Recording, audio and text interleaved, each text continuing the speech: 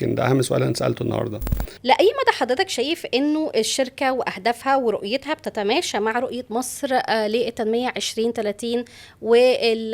احنا شايفين انه في مجهودات دلوقتي انه دايما يبقى في localization للتكنولوجي اندستريز، وانه دايما يكون في هنا تشجيع اكتر للشركات المصرية اللي بتقدم حلول تكون محلية.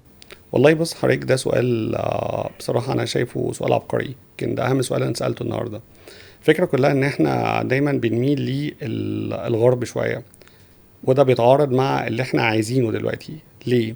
انا دلوقتي لما بتعامل مع اس اي بي او بتعامل مع مايكروسوفت او بتعامل مع ذس اند ذات، باجي بدفع لهم قد ايه في السنه تقريبا؟ حضرتك قلت كتير.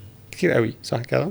وده بيتعارض تماما مع اللي الدولة عايزاه. however لو احنا ركزنا في الصناعة دي، ودي صناعة هو دي الصناعة اللي جاية، لو احنا ركزنا في الصناعة دي locally احنا ممكن نصدر الصناعة دي.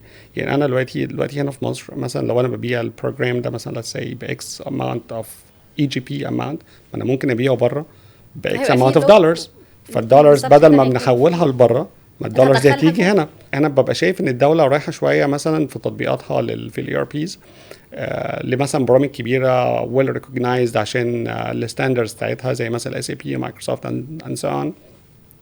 طب ما احنا بنقدم نفس الستاندردز يمكن هي وريفيو مور ثقة انه ستريكت علشان الشركات دي 100%. كبيرة وليها بس هيستوري، احنا لو فضلنا ماشيين كده عمرنا ما نطلع ومش لقدام. هناخد ريسك. وعمرنا زي ما احنا عملنا، ما احنا خدنا ريسك دلوقتي.